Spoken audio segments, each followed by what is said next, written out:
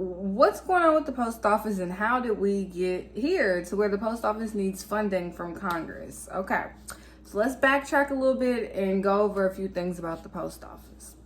First things first, the USPS is not taxpayer funded, right? So all of their money comes from services provided, from deliveries, from purchasing stamps, from mailing first class letters, certified letters, purchasing things on their online store. That is how the post office makes their money. Post office financials problems probably started in early 2006 during the George Bush administration.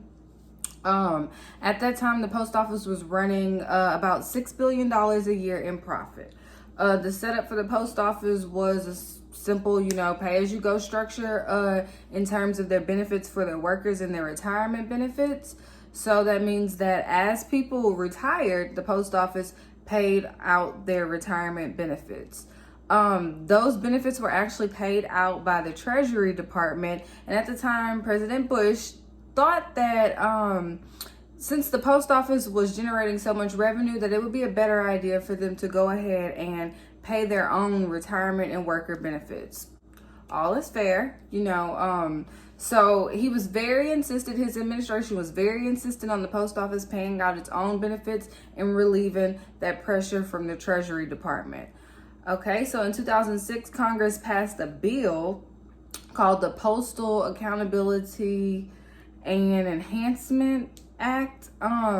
This required the post office not only to fund retirement and worker benefits, but to pre-fund them. So they moved from a pay-as-you-go structure to a pre-funding, paying the funds for the employees as they hired them or they met the requirements to actually get a retirement fund.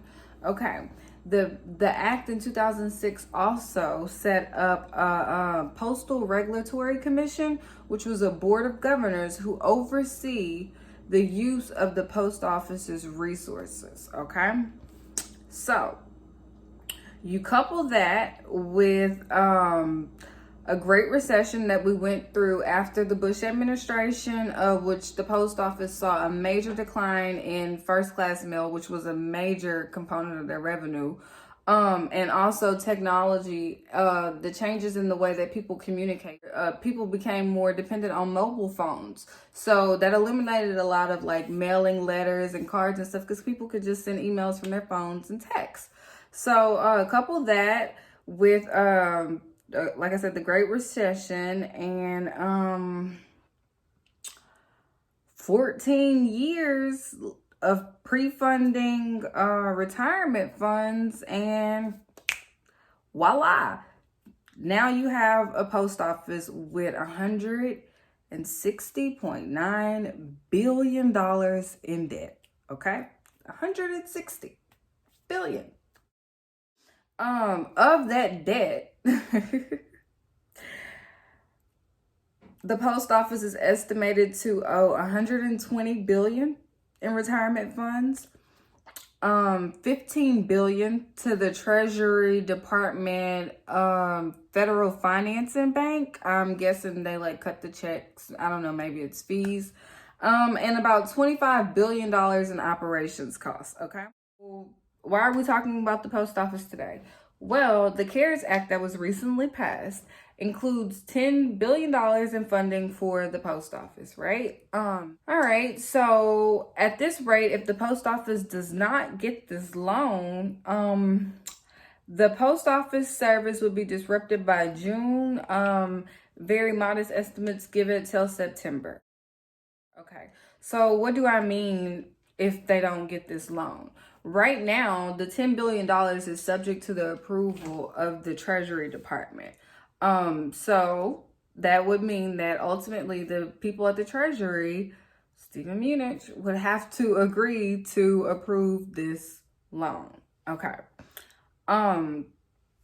If the loan is approved, it would fund operations and payroll for the post office up until March or April 2021. Okay, that does not include their retirement fund. They'll still not have the money to pay that out as they're supposed to be pre-funding it, till the end of the year. Well, so why is this even a big deal?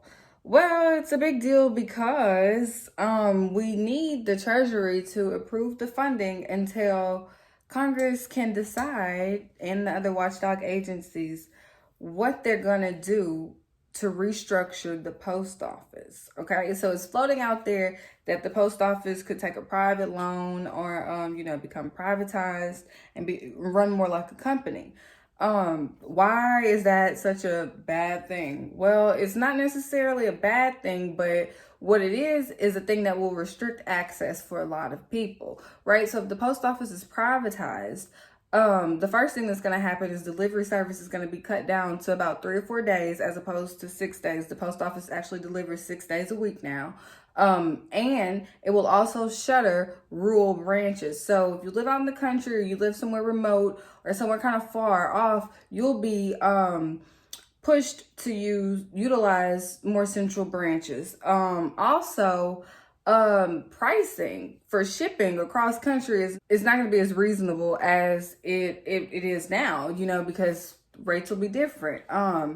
Now, the other big thing about that is a lot of people feel like the Treasury Department is not going to approve the loan for the United States Postal Service. And so why would they do that? Like whose interest would that be in for them to not approve the loan?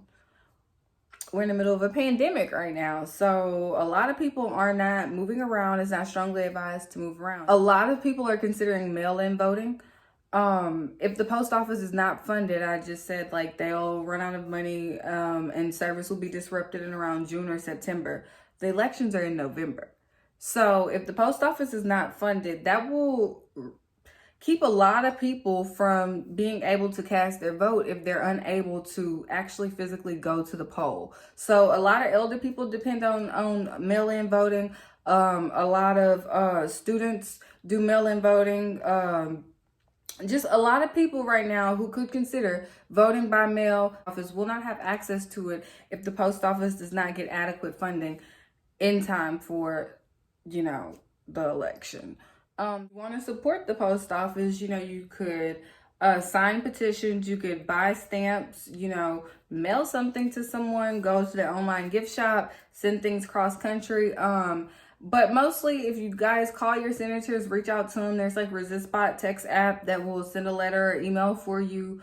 Just do something proactive, because at this point it's about ensuring access to people so that everyone has the access to exercise their right to vote.